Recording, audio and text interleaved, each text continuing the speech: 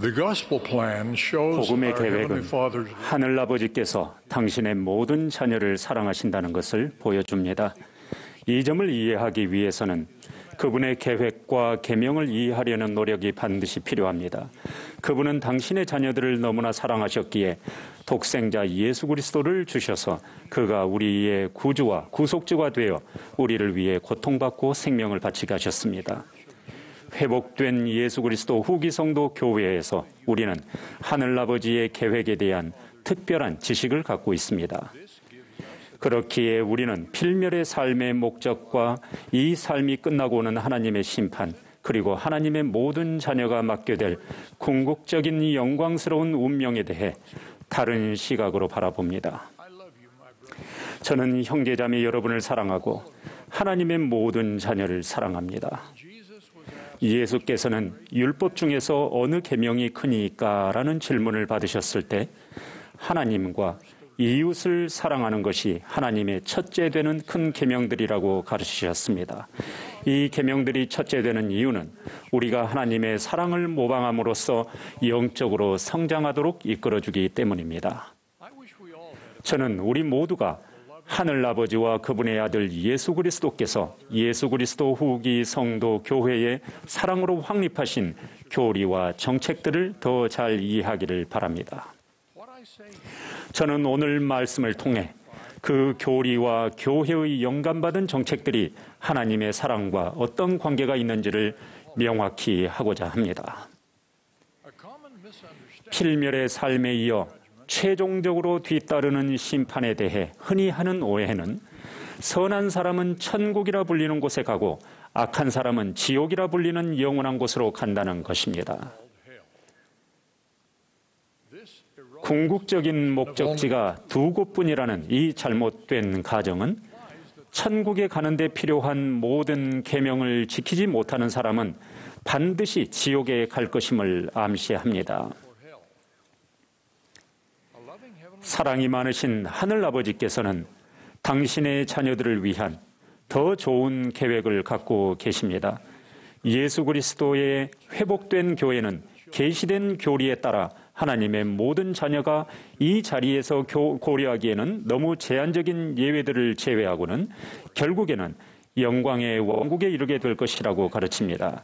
예수께서는 내 아버지 집에 거할 곳이 많도다라고 가르치셨습니다. 현대의 계시를 통해 우리는 그 거할 곳들이 세 가지 영광의 왕국 안에 있다는 것을 알고 있습니다. 최후의 심판에서 우리는 각자 자신의 행위와 마음의 소망에 따라 심판받게 될 것입니다. 그리고 그 전에 우리는 회개하지 않은 죄에 대해 고통을 겪어야 할 것입니다. 그 점에 대해서는 경전에 분명히 언급되어 있습니다. 그런 다음 의로우신 재판관께서는 그 영광의 왕국들 중 한 곳에 우리가 거할 곳을 주실 것입니다. 그러므로 현대의 계시에서 알 수 있듯이 모든 사람은 심판을 받을 것이요 각 사람은 자신의 행위에 따라 예비된 거처에서 자기 자신의 영토를 받을 것입니다. 주님께서는 이 영광의 왕국들 중 두 곳에 대해서는 비교적 조금만 계시해 주셨습니다. 반면에 성경에 해의 영광이라고 묘사된 가장 높은 영광의 왕국에 대해서는 많은 것을 계시해 주셨습니다. 하늘에 속한 해의 영광에는 세 가지 등급 또는 계층이 있습니다. 그중 가장 높은 것은 해의 왕국에서의 승령이며 그곳에서 우리는 하늘아버지와 그분의 아들 예수 그리스도와 같이 될 수 있습니다. 우리의 신성한 잠재력을 실현하기 위해서는 하나님의 속성을 발전시키고 우리의 천성이 변화되는 것이 필수적이기 때문에 주님께서는 우리가 그 일을 해내도록 돕기 위해 교리를 계시해 주시고 영원한 율법에 기초하여 계명을 제정하셨습니다. 이것이 바로 예수 그리스도 후기 성도 교회에서 가르치는 것입니다. 이 회복된 교회의 교리와 정책의 목적은 하나님의 자녀들이 해의 영광에서 구원받을 수 있도록 특히 가장 높은 등급의 성령에 이를 수 있도록 준비시키는 것이기 때문입니다. 그 일에서 열쇠가 되는 것은 하나님의 성전에서 맺는 성약과 그곳에서 충실한 자들이 약속받는 축복들입니다. 이것이 우리가 전 세계에 성전을 건축하는 이유입니다. 일부 사람들은 이것을 중요시하는 것에 대해 어리둥절해하며 우리가 성전의 성약과 의식을 통해 승용에 이르게 된다는 것을 이해하지 못합니다. 이것은 세 가지 영광의 등급에 관해 계시된 진리의 맥락에서만 이해할 수 있습니다. 하늘아버지께서는 당신의 모든 자녀에 대한 큰 사랑으로 말미암아 다른 영광의 왕국들을 마련해 두셨으며 그 왕국들은 우리가 이해할 수 있는 것보다 더 훌륭한 것입니다. 예수 그리스도의 속죄는 이 모든 것을 가능하게 합니다. 그분께서는 아버지를 영화롭게 하시고 자기 손으로 지은 모든 것을 구원하신다고 계시해 주셨습니다. 이 구원은 여러 영광의 왕국 안에서 주어집니다. 우리는 현대의 계시를 통해 모든 왕국에는 주어진 율법이 있다는 것을 알고 있습니다. 다음 경전구절은 의미심장합니다. 해의 왕국의 율법을 감당할 수 없는 자는 해의 영광을 감당할 수 없음이니라. 그리고 달의 왕국의 율법을 감당할 수 없는 자는 달의 영광을 감당할 수 없느니라. 그리고 별의 왕국의 율법을 감당할 수 없는 자는 별의 영광을 감당할 수 없느니라. 다시 말해 최후의 심판 때 우리가 받는 영광의 왕국은 하늘아버지의 자유로운 계획 안에서 우리가 감당하겠다고 선택한 율법에 의해 결정됩니다. 그 계획에 따라 여러 왕국이 있으며 이로써 그분의 모든 자녀는 자신이 감당할 수 있는 왕국을 배정받을 수 있습니다. 주님의 회복된 교회의 가르침과 정책에는 이 영원한 진리들이 적용되어 있습니다. 그 적용 방식은 하늘아버지께서 그분의 모든 자녀들을 위해 마련하신 자유로운 계획의 맥락 안에서만 온전히 이해할 수 있습니다. 따라서 우리는 개인의 선택 의지를 존중합니다. 대부분의 사람들은 이 교회가 종교의 자유를 증진시키기 위해 엄청난 노력을 기울인다는 것을 알고 있습니다. 이러한 노력은 우리 하늘아버지의 계획을 진척시키기 위한 것입니다. 우리는 교회의 회원뿐 아니라 그분의 모든 자녀가 소중한 선택의 자유를 누릴 수 있도록 돕고자 합니다. 이와 유사하게 왜 그렇게 많은 나라에 심지어 기독교인들에게도 선교사들을 보내느냐는 질문을 간혹 받습니다. 또한 왜 우리 교회 회원이 아닌 사람들에게 선교 활동과 연결짓지도 않고 막대한 인도주의적 지원을 하느냐는 질문도 받습니다. 우리가 이렇게 하는 이유는 주님께서 당신의 모든 자녀를 우리의 형제와 자매로 여기라고 가르치셨기 때문입니다. 그리고 우리는 영적 물질적 풍요를 모든 사람과 나누기를 원합니다. 영원한 교리는 또한 자녀에 대한 독특한 관점을 제공합니다. 이 관점으로 인해 우리는 자녀를 낳고 양육하는 것을 신성한 계획의 일부로 봅니다. 이 일에 참여할 수 있는 능력을 받은 사람들에게 그것은 기쁘고도 성스러운 의무입니다.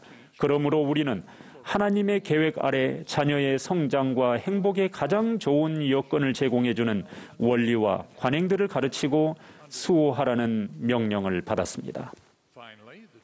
마지막으로 예수 그리스도 후기 성도 교회는 가족 중심의 교회로 잘 알려져 있습니다.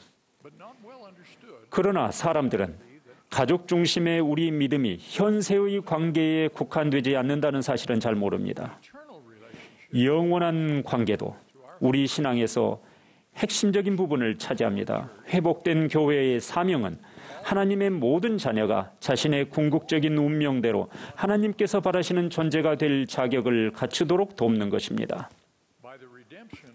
그리스도의 속죄를 통한 구속으로 모든 사람은 영생, 해의 왕국에서의 승용에 이를 수 있습니다. 어머니 이브는 하나님께서 순종하는 자 모두에게 이 영생을 주신다고 선언했습니다. 이것은 구원 이상의 것입니다. 러셀 넬슨 회장님은 이렇게 말씀하셨습니다. 하나님의 영원한 계획에서 구원은 개인적인 문제이지만 승용은 가족의 문제입니다. 남자와 여자 사이의 영원한 결혼 성약에 충실할 때에만 승형을 얻을 수 있다는 하나님의 계시는 우리에게 핵심적입니다. 바로 그 신성한 교리 때문에 우리는 성별이 각 개인의 전세와 현세와 영혼에 걸친 정체성과 목적을 결정하는 본질적인 특성이라고 가르칩니다.